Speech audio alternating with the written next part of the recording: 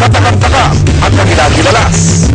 Umulsuhan, isang hukumang sinuspindi dahil nakaka-apekto raw sa mga hatol niya at advisors niya mga laman lupa. Tuloy-tuloy Judge Duende. Maliliit lang sila, pero maganda sila. Ang reklamo ni Judge Florentino Floro ng Malabon na nasuspindi raw sa tungkulin dahil sa legal advisors niya mga duende.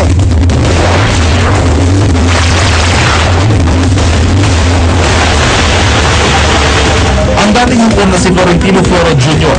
saan mang hukuman galing ang kaso, tila mailap sa kanya ang hinahanap ng hustisya. Sa simula pa ng kanyang karera, pinatunayan ni Judge Floro ang kanyang husay at galing sa napiling larangan. Nung graduate ako ng 1982, full second honors. So pagkatapos nag-place ako ng bar, 12th place, tapos nag-practice ako ng 4 na taon, private practice lang, na-appoint na pinakabatang RTC, NCR, Metro Manila judge at the age of 45. Subalit sa rurok ng kanyang tagumpay bilang hukom, isang bagsak ng malyete ang nagpatigil sa kanyang panunungkulan. Ang Korte Suprema nagdesisyon na ipatigil ang kanyang panunungkulan bilang trial court judge ng lungsod ng Malabon. Ang dahilan daw, hindi siya karapat-dapat sa katungkulan. Meron daw akong medically disabling disease kung ako'y mag-judge lang dahil kumukonsulta ako ng duende. Taong 1999 ang unang matanggal sa kanyang tungkulin si Judge Floro. Di umanay mayroon siyang nakababahalang mental condition. Batay na rin sa ipinalabas na resolusyon ng Korte Suprema.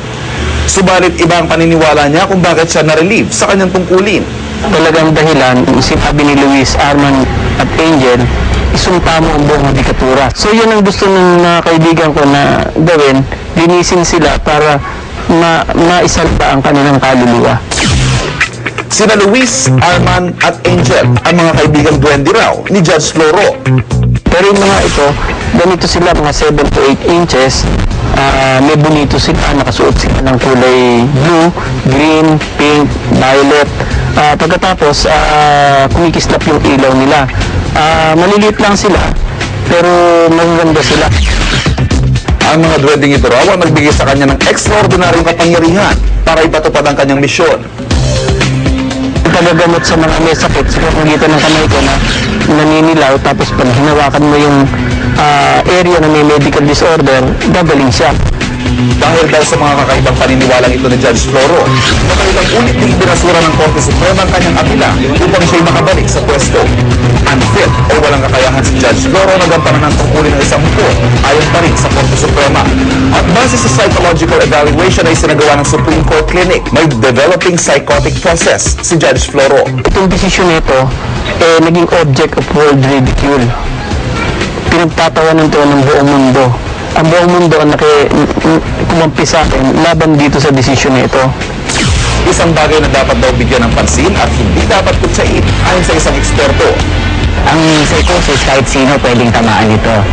Kahit professional, kahit na nasa class C or D. Paginawa sa kanyang kaso hangad pa rin ni Judge Floro, anya, makakamit lamang daw niya ang hustisya kung siya'y makakabalik sa kanyang pwesto.